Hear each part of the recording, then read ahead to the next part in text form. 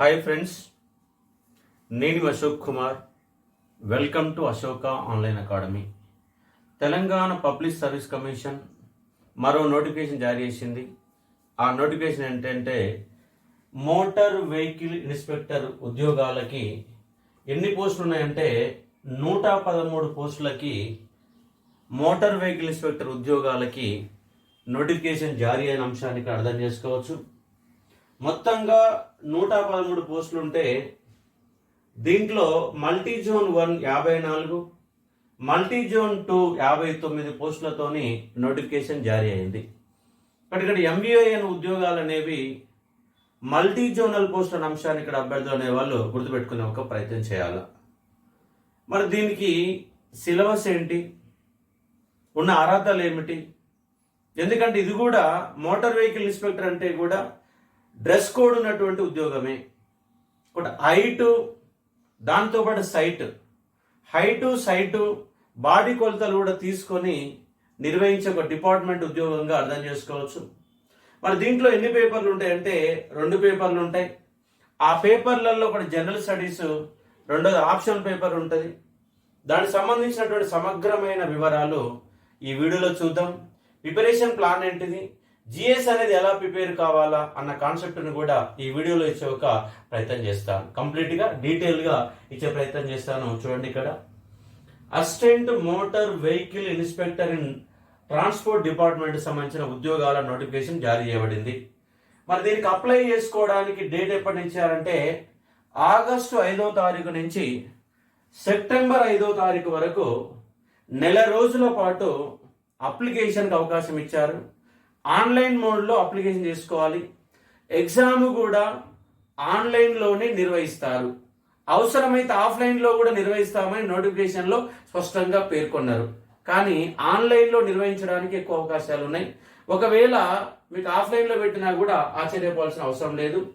Exam ఎప్పుడు ఉంటుందంటే నవంబర్లో నిర్వహిస్తామని, అటు ఇటుగా నవంబర్ నెలలో ఉంటుందన్నట్టుగా కొంత మనకు ఇండికేషన్ ఇచ్చారు నోటిఫికేషన్లో. వారం రోజుల ముందు హాల్ టికెట్ కూడా ఇస్తామని చెప్పారు. కాబట్టి అక్కడ కాన్సెప్ట్ అర్థం చేసుకోండి. కాబట్టి ఆన్లైన్ మోడ్లో ఆగస్టు 5వ తారీఖు నుంచి సెప్టెంబర్ 5వ తారీఖు వరకు అప్లై చేసుకోవచ్చు. దీనికి రిజిస్ట్రేషన్ ఫీ 200 రూపాయలు ఉంటుంది. ఎగ్జామినేషన్ ఫీ 120 రూపాయలు ఉంటుంది. అన్ఎంప్లాయీస్ ఎవరు కూడా 120 రూపాయలు కట్టాల్సిన పని లేదు, కేవలం 200 కడితే సరిపోతుంది. ఆల్ గవర్నమెంట్ ఎంప్లాయీస్ అనే వాళ్ళు 120 రూపాయలు అనేది చెల్లించాల్సిన అవసరం ఉంటుంది. కాబట్టి ఒకసారి నోటిఫికేషన్ని మొదటి నుంచి చివరి వరకు కంప్లీట్గా చూడండి. మీకు రిజర్వేషన్లో ఎన్ని పోస్టులు ఉన్నాయి కూడా దాంట్లో డీటెయిల్గా ఇచ్చారు. బీసీ ఏకేని ఉన్నాయి, బీసీ ఈకేని ఉన్నాయి, మొత్తం వివరాలు ఇచ్చారు. కాబట్టి ప్రతి విద్యార్థి మినిమంగా అప్లికేషన్ చేసుకునేటప్పుడు నోటిఫికేషన్ని పైనుంచి కింద దాకా ఒక 3 సార్లు అన్న చదివి ఉండాలా, అక్కడ అర్థం చేసుకోండి.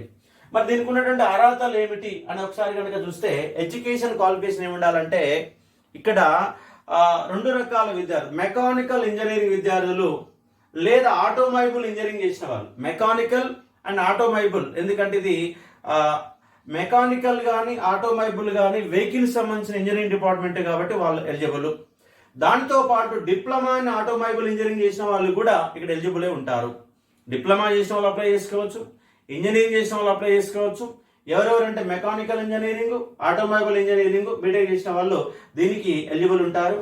మస్ట్గా డ్రైవింగ్ లైసెన్స్ అనేది కలిగి ఉండాలా, హెవీ మోటార్ వెహికల్ యొక్క లైసెన్స్ అనేది ఇక్కడ కంపల్సరీ కలిగి ఉండాలా అన్న ఒక నిబంధన కూడా పెట్టారు.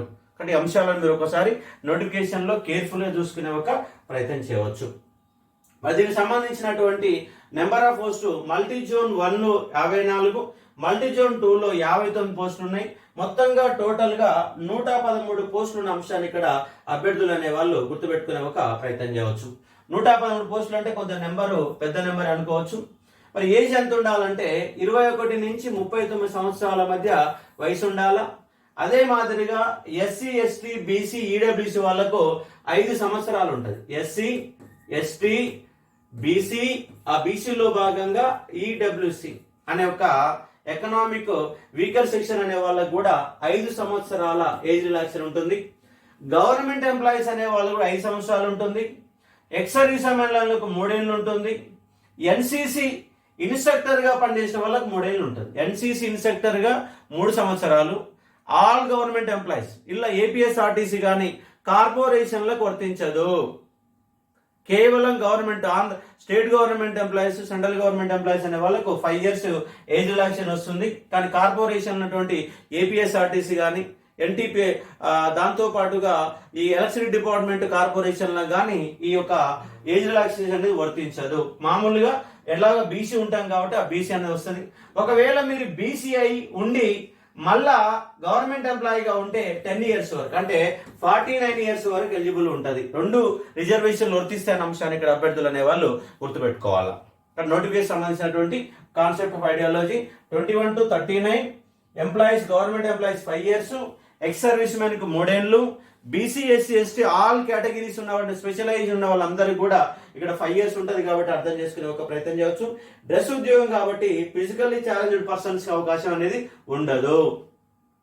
మరి రిక్రూట్మెంట్ ఏమి ఉండాలి అంటే హైట్ ఎంత ఉండాలంటే సాధారణంగా 167 ఉండే, మన కొంత గొడవ చేసిన కారణంగా గ్రూప్ 1 లో హైట్ తగ్గించారు. ఆ తగ్గించిన హైట్ అనేది మనకు వర్తిస్తుంది. దాంట్లో అశోక ఆన్లైన్ అకాడమీ ముందుండి మీటింగులు పెట్టి దాని కారణంగా 177.6 నుంచి 165 తగ్గించడానికి అశోక్ ఆన్లైన్ అకాడమీ కూడా చాలా కోట్ చేసింది. దానిలో భాగంగా మీకు ఎంత అంటే 165 సెంటీమీటర్ల హైట్ ఉండాలి. అదే మాదిరిగా ఉమెన్స్ అయితే 157.5 ఉండాలి. అదే మీరు షెడ్యూల్డ్ క్యాస్ట్ అయితే 160, అదే అమ్మాయిలు అయితే షెడ్యూల్డ్ ట్రైబ్స్ లో ఉంటే 152.5. ఎస్టీ అంటే ఎస్టీ కాదండి, ఇక్కడ ఏమంటారు అంటే షెడ్యూల్డ్ క్యాస్ట్ ట్రైబ్స్ కమ్యూనిటీస్ ఉన్నటువంటి వాళ్ళు, స్పెషలైజ్ ఉన్న వాళ్ళకి మాత్రమే 160 వరకు ఉంటుంది కాబట్టి అర్థం చేసుకునే ఒక ప్రయత్నం చేయవచ్చు. ఆ ఏరియాలు గుర్తించిన ఏరియాలలో ఈ యొక్క హైట్లు ఉంటాయి. ఒకసారి మీరు చూసుకునే ఒక ప్రయత్నం చేయండి. ఇది ఉన్నటువంటి హైట్ కి సంబంధించి నోటిఫికేషన్ క్లారిటీగా ఉంటుంది, మొత్తం కూడా చూసుకునే ఒక ప్రయత్నం చేయవచ్చు. అదే మాదిరిగా ఇక్కడ మనకు ఎగ్జామ్ ఓరియంటేషన్ కనుక మనం చూసే ఒక ప్రయత్నం చేస్తే 2 పేపర్లు ఉంటాయి. ఒకటి జనరల్ స్టడీస్, ఇంకోటి ఆప్షనల్.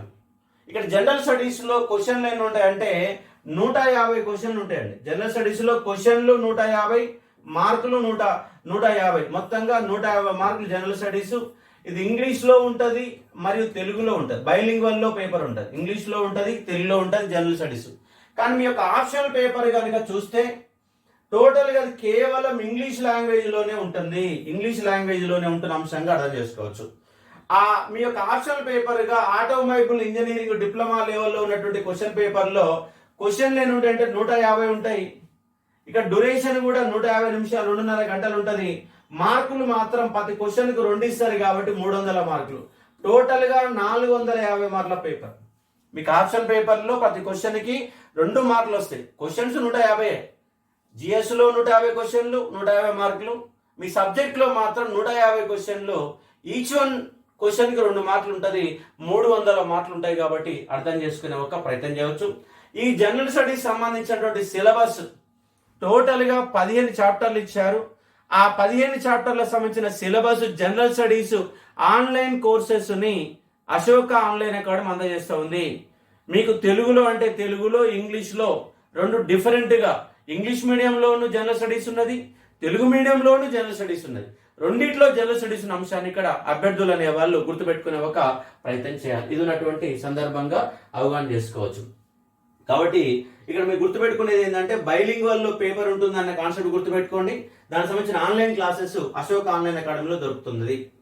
పేపర్ 1 జనరల్ స్టడీస్ ని మీకు ఎక్స్ప్లెయిన్ చేస్తాను.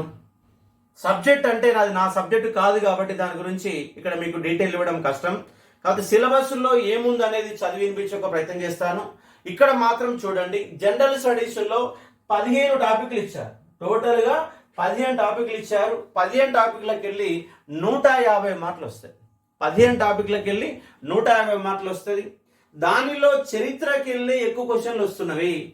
ఒక హిస్టరీకి వెళ్ళే 45 క్వశ్చన్లు వస్తాయి. ఎందుకంటే 3 టాపిక్లు ఇచ్చారు. అక్కడ 3 టాపిక్లు తెలంగాణ మూమెంట్ ఇచ్చారు, తెలంగాణ హిస్టరీ ఇచ్చారు, ఇండియన్ హిస్టరీ ఇచ్చారు.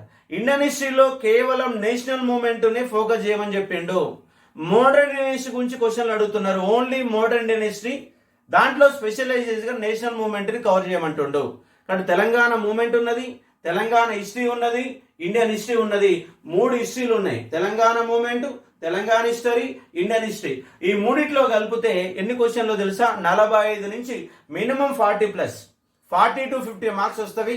ఆ హిస్టరీ కేర్ ఆఫ్ అడ్రస్ ఎక్కడంటే Ashok online academy, Ashok sir కాబట్టి సబ్జెక్టు పైన, హిస్టరీ పైన మీకు సబ్జెక్టు కావాలంటే మన దగ్గర షార్ట్ వీడియోస్ కూడా మనకు అందుబాటులో ఉంటాయి, ఫుల్ లెంత్ వీడియోలు అందుబాటులో ఉంటాయి. కాబట్టి హిస్టరీ అనేది కేర్ ఆఫ్ అడ్రస్ మనం ఉంటాయి కాబట్టి అర్థం చేసుకోవచ్చు.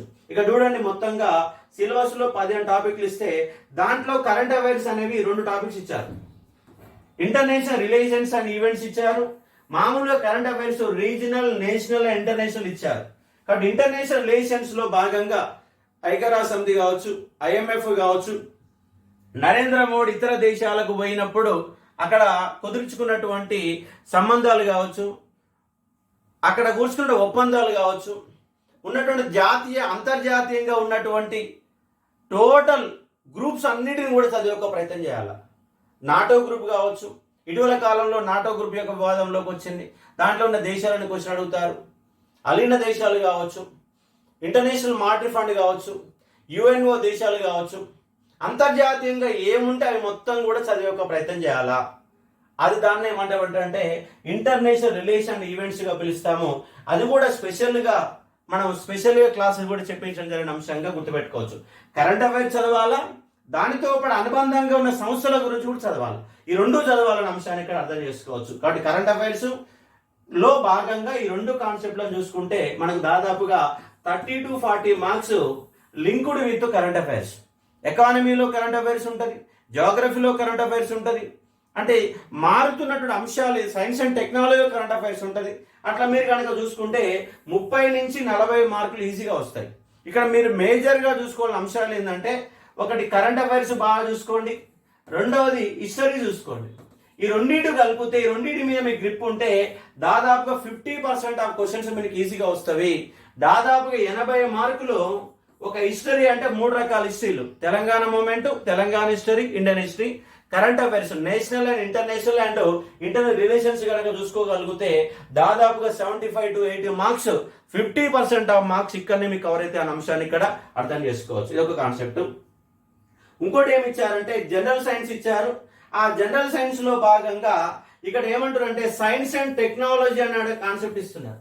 కాబట్టి space technology, India achievements in science and technology అంటుండ్రు. అంటే శాస్త్ర సాంకేతిక రంగంలో భారతదేశం సాధించిన విజయాల గురించి క్వశ్చన్ అడుగుతున్నారు. కాబట్టి స్పేస్ టెక్నాలజీ మొత్తం కూడా తెలుసుకోవాలా, వస్తున్న మార్పుల గురించి తెలుసుకోవాలా, ప్రపంచంలో ఏం జరుగుతుందో తెలుసుకునే ప్రయత్నం చేయాలా. Science and technology most important of concept of ఐడియాలజీగా అర్థం చేసుకునే ప్రయత్నం చేయవచ్చు. దానితో పాటుగా ఎన్విరాన్మెంటల్ ఇష్యూస్ మరియు దానితో పాటుగా డిజాస్టర్ మేనేజ్మెంట్ అనే 2 అంశాలు ఇక్కడ ఉన్న సందర్భాన్ని ఇక్కడ గుర్తుపెట్టుకునే ప్రయత్నం చేయవచ్చు. Environmental issues, disaster management, prevention and migration యొక్క కాన్సెప్ట్ తో దీంట్లో ఇచ్చారు కాబట్టి అర్థం చేసుకోవచ్చు. జాగ్రఫీలో భాగంగా, సైన్స్ లో భాగంగా ఉన్నట్టు environment and disaster management separate 20 గంటల క్లాస్ కూడా చెప్పించాం. ఎన్విరాన్మెంట్ గురించి కూడా సపరేట్ క్లాస్ ఉన్నాయి కాబట్టి అంశాన్ని ఇక్కడ మీరు అర్థం చేసుకోవచ్చు. దానితో పాటు economy and social development of India and Telangana economy ఇచ్చారు, ఇండియన్ ఎకానమీ ఇచ్చారు. రెండింటి గురించి కూడా తెలుసుకోవాలా. దానితో పాటుగా స్పెషల్లీ తెలంగాణ ఎకానమీకి సంబంధించినటువంటి పథకాలు, స్కీమ్స్ గురించి కూడా చదువుకోవాలి. ఇక్కడ సపరేట్గా ఇచ్చారు, దాని గురించి కూడా చూద్దాం. కాబట్టి economic and social development India and Telangana అంటున్నారంటే ఎకానమీ చూసుకోవాలి, తెలంగాణ ఎకానమీ, ఇండియన్ ఎకానమీ. దానితో పాటుగా physical, social and economic geography of India, జాగ్రఫీలో భాగంగా ఫిజికల్ ఫ్యూచర్స్, దాని యొక్క సరిహద్దులు,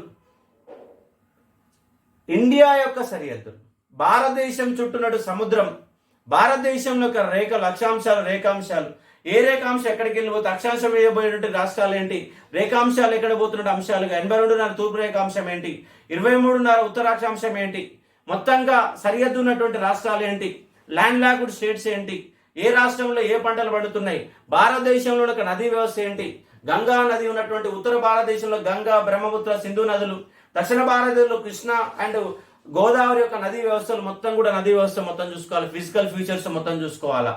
దానితో పాటు జనాభా కావచ్చు, దానితో పాటు పరిశ్రమలు కావచ్చు, దానితో పాటు శీతోస్థితి కావచ్చు, దానితో పాటు రవాణా సౌకర్యాలు కావచ్చు, మొత్తంగా ఎవ్రీథింగ్ ఇండియన్ జియోగ్రఫీ మొత్తం కూడా చదువుకునే ప్రయత్నం చేయాలా.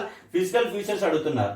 Same physical and social and economic geography demography of Telangana సంబంధించినటువంటి జియోగ్రఫికల్ కండిషన్స్ ఏంటి, దాని యొక్క సరిహద్దులు ఏంటి, జిల్లాలు ఏంటి, జిల్లాలో ఉన్న సమాచారం ఏంటి, పంటలు ఏంటి, జనాభా ఏంటి, మొత్తంగా తెలంగాణ జాగ్రఫీ ఉంది. ఇండియన్ జియోగ్రఫీ ఉన్నది, తెలంగాణ జాగ్రఫీ ఉంది, డిజాస్టర్ మేనేజ్మెంట్ ఉన్నది. 3 ఉన్నాయి, జాగ్రఫీలో 3 వస్తాయి. డిజాస్టర్ మేనేజ్మెంట్, ఎన్విరాన్మెంట్ కలిపితే ఒకటైతే Indian Geography, Telangana geography, 2 geography, disaster 3 జాగ్రఫీలు ఇస్తున్నాడు. 3 హిస్టరీలు ఉన్నాయి, 3 జాగ్రఫీలు ఉన్నాయి. ఇక్కడ అది అంశం అర్థం చేసుకోవచ్చు. ఇది 7th పాయింట్గా తెలంగాణ అంశాన్ని ఇక్కడ గుర్తుపెట్టుకునే ఒక ప్రయత్నం చేయవచ్చు.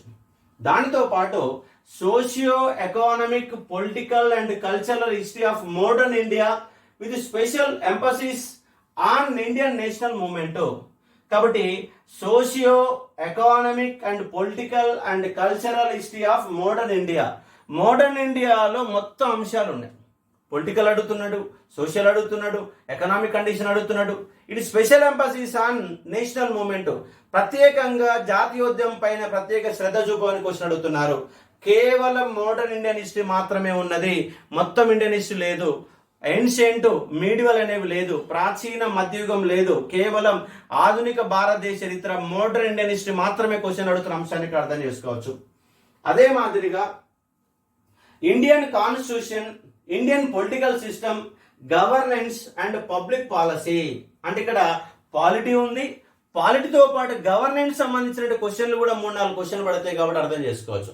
కాబట్టి ఇండియన్ కాన్స్టిట్యూషన్, భారత రాజ్యాంగం మొత్తం చదవాలా, భారత రాజ్యాంగం ఎట్లా ఏర్పాటైంది, భారత ప్రభుత్వ చట్టాలు ఏంటి, హక్కులు ఏమిటి, విధులు ఏమిటి, కేంద్ర ప్రభుత్వం, రాష్ట్ర ప్రభుత్వం, సుప్రీంకోర్టు, హైకోర్టు, రాష్ట్రపతి, గవర్నరు, లోకల్ గవర్నమెంట్స్, స్థానిక ప్రభుత్వాలు, జిల్లా పరిషత్తు, మండల పరిషత్తు, గ్రామీణ పరిషత్తు, అలాగే పట్టణ సంస్థలు, కార్పొరేషన్లు, మున్సిపాలిటీలు, ఇవన్నీ మొత్తం వ్యవస్థను అర్థం చేసుకునే ఒక ప్రయత్నం చేయవచ్చు. ఇక్కడ గుర్తుపెట్టుకునే ఒక ప్రయత్నం చేయండి. మొత్తం ఇక్కడ టోటల్ పొలిటికల్ సిస్టమ్ మొత్తం కూడా అంశాన్ని ఇక్కడ గుర్తుపెట్టుకునే ప్రయత్నం చేయండి.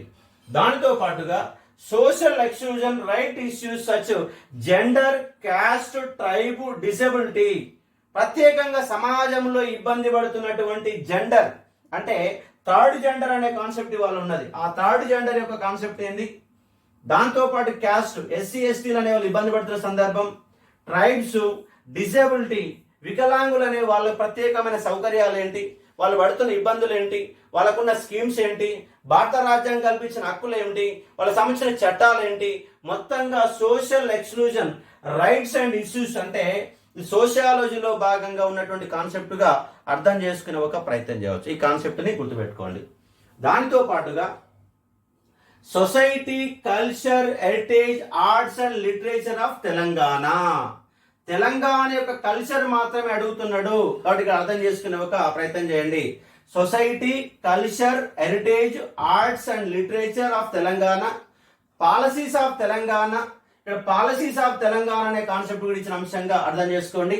ఇక్కడ చూడండి, 2 కాన్సెప్ట్లు ఉన్నాయి. ఇక్కడ socio economic, political, culture history of Telangana, ఇది special emphasis of Telangana statehood movement and formation of Telangana state. అంటే కంప్లీట్ గా తెలంగాణ మూవ్మెంట్ అనే క్వశ్చన్ అడుగుతున్నారు. ఇక్కడ నుంచి 20 మార్కులు వస్తాయి, 15 ఎక్కువ వస్తాయి.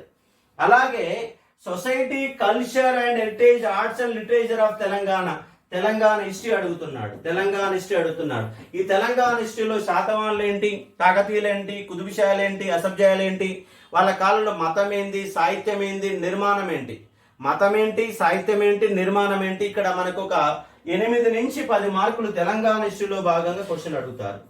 కాబట్టి ఇక్కడ ఇండియన్ నేషనల్ మూవ్మెంట్ అనేది ఒకటి అడిగారు, తెలంగాణ మూవ్మెంట్ అడిగారు, తెలంగాణ హిస్టరీ అడిగారు. 3 కలిపితే 40 నుంచి 45 క్వశ్చన్లు ఒక హిస్టరీలో క్వశ్చన్ అడుగుతున్న అంశానికి అర్థం చేసుకోవచ్చు. దానితో పాటుగా పాలసీస్ ఆఫ్ తెలంగాణ స్టేట్ అంటున్నారు. పాలసీస్ ఆఫ్ తెలంగాణ స్టేట్ అంటే ఇప్పటి వరకు తెలంగాణ రాష్ట్ర ప్రభుత్వం ప్రవేశపెట్టినటువంటి స్కీమ్స్, పథకాలు. ఏ పథకాలు? రైతు బంధు, రైతు బీమా, కళ్యాణ లక్ష్మి, మిషన్ కాకతీయ, షాదీ ముబారక్, వికలాంగులకు సంబంధించిన పెన్షన్లు, విడో పెన్షన్స్, వృద్ధుల పెన్షన్స్. దానితో పాటుగా తెలంగాణ రాష్ట్ర పారిశ్రామిక రంగానికి ఇస్తున్న ప్రోత్సాహకాలు ఏమిటి, తెలంగాణ ప్రభుత్వం కేసీఆర్ కిట్ ఏమిటి, టోటల్గా ఎన్ని స్కీమ్స్ ఉన్నాయి ఆ స్కీమ్స్ మొత్తం చదవడమే పాలసీస్ ఆఫ్ తెలంగాణ స్టేట్గా చూసుకునే ఒక ప్రయత్నం చేయవచ్చు. దానితో పాటు డిఫరెంట్గా ఉన్న ఒక కాన్సెప్ట్ ఏమిటంటే logical reasoning, analytical ability and data interpretation, arithmetic reasoning అనే కాన్సెప్ట్ ఇస్తా ఉన్నారు. అందరు మ్యాథ్స్ స్టూడెంట్సే కాబట్టి ఎవ్వరు కూడా దీన్ని భయపడాల్సిన పని ఏమీ లేదు. మీరు వితౌట్ ప్రిపరేషన్తో ఆర్థమెటిక్ రీజనింగ్ చేయగలుగుతారు. అలాగే ఇంగ్లీష్ ఉన్నది. దాదాపుగా డిప్లొమా కానీ ఇంజనీరింగ్ కానీ కంప్లీట్గా ఇంగ్లీష్ మీడియంలో ఉంటుంది కాబట్టి మినిమం మీకు నాలెడ్జ్ ఉంటుంది కాబట్టి ఇక్కడ కూడా ఇబ్బంది పడాల్సిన పని ఏం లేదు. మామూలుగా సోషల్ బ్యాక్గ్రౌండ్ ఉన్న వాళ్ళకి ఈ రెండు కాన్సెప్ట్ ఇబ్బంది, కానీ అంతా కూడా మ్యాథ్స్ బ్యాక్గ్రౌండ్ ఉన్న స్టూడెంట్సే. ఇంజనీరింగ్ విద్యార్థులు అంటే ఇంటర్మీడియట్లో మీరు కంపల్సరీ ఎంపీ తీసుకునే ఉంటారు. కాబట్టి పాలిటెక్నిక్ విద్యార్థులు అంటే వాళ్ళకు కూడా మ్యాథ్స్ ఉంటుంది కాబట్టి అర్థం చేసుకునే ఒక ప్రయత్నం చేయవచ్చు. కానీ రెండు మీకు ఇబ్బంది ఏమి కాదు. సైన్స్ కూడా కొంత ఈజీగానే అర్థమైపోతుంది. మీరు ఇక్కడ ఎక్కువ చూసుకోవాల్సిన కాన్సెప్ట్ ఏంటంటే ప్రధానంగా ఎక్కువ ఉన్నటువంటి సందర్భాలు ఏం చూసుకోవాలంటే ఒకటి హిస్టరీ ప్రధానంగా, రెండు కరెంట్ అఫైర్స్, మూడు జియోగ్రఫీ. ఈ మూడు కాన్సెప్ట్లు బాగా చూసుకోండి. ఎందుకంటే హిస్టరీ అంటే మూడు హిస్టరీలు ఉన్నాయి. ఇక్కడ ఇండియన్ హిస్టరీ ఉన్నది, తెలంగాణ మూమెంట్ ఉన్నది, తెలంగాణ హిస్టరీ ఉంది. మూడు రకాల హిస్టరీలు ఉన్నాయి. మూడు కలిపితే 40 మార్కులు వస్తాయి. 40 నుంచి 45 మార్కుల వరకు వస్తాయి. అలాగే కరెంట్ అఫైర్స్ డైరెక్ట్గా ఇండైరెక్ట్గా చాలా అంశాలు ఉంటాయి దాంట్లో. కాబట్టి ఇక్కడ Geography current affairs, science and technology current affairs, సాధారణంగా ఉన్న కరెంట్ అఫైర్స్ మొత్తం కలిపితే ఇక్కడ కూడా 40+ మార్కులు వస్తాయి. దానితో పాటుగా జియోగ్రఫీ అనే కాన్సెప్ట్లో 3 ఇచ్చారు. ఇండియన్ జియోగ్రఫీ ఇచ్చిండు, తెలంగాణ జియోగ్రఫీ ఇచ్చిండు, డిజాస్టర్ మేనేజ్మెంట్ ఇచ్చాడు. ఇవి కూడా కలిపితే ఎంత అంటే మినిమం 30 మార్కులు రావడానికి ఆస్కారం ఉంటుంది. 30 నుంచి 35 మార్కులు రావడానికి ఆస్కారం ఉంది. ఇక్కడ అర్థం చేసుకోవచ్చు. కాబట్టి ఇక్కడ ఈ 3 కాన్సెప్ట్లను మీరు బాగా ఫోకస్ చేస్తే ఎక్కువ మార్క్స్ స్కోర్ వస్తాయి. మొత్తం చదవాలి, కానీ ఇక్కడ ఈ మూడింటి పైన బాగా ఫోకస్ చేస్తే 100 మార్కుల పేపర్ ఈ 3 అంశాల గురించి వస్తున్న అంశాన్ని అభ్యర్థులు అనే వాళ్ళు ఇక్కడ గుర్తుపెట్టుకునే ఒక ప్రయత్నం చేయవచ్చు. కాబట్టి మనం ఆల్రెడీ జనరల్ స్టడీస్ ఎలా ప్రిపేర్ కావాలనే అంశం పైన యూట్యూబ్లో కనీసం 5-6 వీడియోలు దొరుకుతాయి. కానీ in depth of knowledge Ashok online అకాడమీలో జిఎస్ అంటేనే, సబ్జెక్ట్ అంటేనే care of address Ashok online academy. మీకు జిఎస్ అనేది ఇంగ్లీష్ మీడియం కావచ్చు, తెలుగు మీడియం ఏదైనా కావచ్చు, జనరల్ స్టడీస్ అని అద్భుతంగా మన దగ్గర దొరుకుతుంది. మీకు ఇక్కడ సబ్జెక్టు దొరికే దగ్గర జనరల్ స్టడీస్ సరిగా చెప్పిరండి, జస్ట్ ఒక 300-400 గంటలు చెప్పిస్తారు. కానీ మన దగ్గర 600 గంటల పైన క్లాస్ ఉంది. మళ్ళీ ఇన్ని గంటలు చదవాలని భయపడొద్దు. ఎందుకంటే సబ్జెక్ట్లో మార్కులు రావాలంటే సీరియస్ కష్టపడాలా. ఇది మనకు August, September, October, November minimum 4 నెలల టైం ఉంటుంది. ఒకవేళ ఇంకా పోస్ట్పోన్ అయితే అవుతుంది. కాబట్టి బీ సీరియస్గా ఉద్యోగాలు కావాలనుకున్న వాళ్ళు అదే పనిగా రోజు ఒక 8 గంటల పాటు కనుక చదవగలిగితే ఈజీగా మన ఉద్యోగం ఉండడానికి అవకాశాలు ఎక్కువ ఉంటాయి. అర్థం చేసుకోవచ్చు. 15 టాపిక్స్ ఉన్నాయి. 15 టాపిక్లలో హిస్టరీ 3 టాపిక్లు, కరెంట్ అఫైర్స్ 5 టాపిక్లు, జాగ్రఫీ 3 టాపిక్లు, 8 టాపిక్లు ఉన్నాయి. కానీ 100 మార్కుల వరకు రావడానికి అవకాశాలు ఎక్కువ ఉంటాయి కాబట్టి అర్థం చేసుకోవచ్చు. దాంతోపాటు ఎకానమీ కూడా, Indian economy, Telangana economy, schemes అనే కాన్సెప్ట్ కూడా ఇచ్చాడు. మూడిట్లో కలిపేసి ఒక 20 మార్కుల పైన ప్లస్ వస్తాయి కాబట్టి అర్థం చేసుకోవచ్చు. అలాగే మనకు సోషల్ ఎక్స్క్లూజన్, పాలిటీ అనే కాన్సెప్ట్ ఇచ్చారు. ఇవన్నీ కూడా సిలబస్ని చాలా కేర్ఫుల్గా ఒక సిలబస్ కాపీలని ఒక 10 సార్లు చూడండి. 10 సార్లు చూస్తే నువ్వు ఏం చదవాలా, ఎక్కడ ఉన్నావన్న కాన్సెప్ట్ వస్తుంది. దానితో పాటుగా జనరల్ స్టడీస్లో భాగంగా ప్రీవియస్ పేపర్లు చూడండి. మోడల్ క్వశ్చన్లు ఏం ప్రాక్టీస్ చేయకండి, కేవలం ప్రీవియస్ పేపర్లు. తెలంగాణ రాష్ట్రం వచ్చినాక ఏ ఎగ్జామ్ అయినా కావచ్చు, మీ ఎగ్జామ్ ఎంఏ ఒకటే కాదు, అది గ్రూప్ 2 కావచ్చు, ఎస్ఐ కావచ్చు, ఏదైనా కావచ్చు. కాబట్టి మీరు జనరల్ స్టడీస్ పేపర్లు మొత్తం కూడా తిప్పేస్తే మీ క్వశ్చన్ ఎలా అడుగుతున్నారు. ఎందుకంటే పోయినసారి జిహెచ్ఎంసీ సంబంధించిన ఒక ఎగ్జామ్ పెడితే చాలా టఫ్ వచ్చింది. చాలా టఫ్ వచ్చిన సంబంధం అర్థం చేసుకోవచ్చు. ఇక్కడ పేపర్లు ఇవాళ అంత ఈజీగా ఏం రావట్లేదు, కొంత టఫ్గా ఉంటున్నాయి. జిఎస్ ఎవరైతే చేయగలుగుతారో, ఎందుకంటే సబ్జెక్ట్ అందరూ ఈక్వల్, సబ్జెక్టు నూలే రాస్తారు కాబట్టి సబ్జెక్టులో అందరికి మార్కులు వస్తాయి. కానీ పోయేది ఎక్కడంటే జిఎస్లో పోతాయి. ఎవరైతే జిఎస్ పైన సీరియస్ ఎఫర్ట్ పెడతారో వాళ్ళు రావడానికి అవకాశం ఉంది కాబట్టి గుర్తుపెట్టుకోవచ్చు. ఇక్కడ మీకు తర్వాత ఉన్నట్టు సిలబస్ ఆటోమొబైల్ ఇంజనీరింగ్ సంబంధించిన డిప్లొమా లెవెల్ ఎగ్జామ్ అండి. ఇది ఇంజనీరింగ్లో డిప్లొమా లెవెల్ సిలబస్ ఇచ్చారు కాబట్టి అర్థం చేసుకోవచ్చు. ఇది నా సబ్జెక్ట్ సోషల్ సబ్జెక్ట్ కాబట్టి ఇక్కడ చూడండి. Thermal engineering automobile power plants అని ఇచ్చారు ఒక టాపిక్. Automobile cases body of transmission system ఇచ్చారు. Automobile servicing and monitory automobile electrical system ఇచ్చారు. ఇదంతా కూడా మీకు సిలబస్లో మీరు TSP Telangana public service commission syllabus ఎంయుఐ అని కొడితే మొత్తం సిలబస్ వస్తుంది. దాని ఆధారంగా సబ్జెక్ట్ని కూడా ఇన్డెప్త్గా చూడండి. ఎందుకంటే సబ్జెక్ట్లో ఈచ్ 1 క్వశ్చన్ 2 మార్కులు ఉంటుంది. ఇక్కడ కూడా మన యొక్క విజయాన్ని నిర్దేశిస్తుంది. అటు జిఎస్ అంత ఇంపార్టెంటో సబ్జెక్ట్ అంతకు మించిన ఇంపార్టెంట్ కాబట్టి ఎక్కడ కూడా మీరు రాజీ పడకుండా 4 నెలల పాటు సీరియస్ కష్టపడితే మంచి ఉద్యోగం, లాభాలు వచ్చే ఉద్యోగం కూడా, అంటే గవర్నమెంట్ జీతంతో పాటు ప్రైవేటు జీతాలు కూడా వచ్చేటటువంటి డిపార్ట్మెంట్ ఏంటంటే ఎంవీవై కాబట్టి సీరియస్ కష్టపడండి, కంపల్సరీ ఉద్యోగాలు కొట్టడానికి అవకాశాలు ఎక్కువ ఉంటాయి కాబట్టి అర్థం చేసుకోవచ్చు.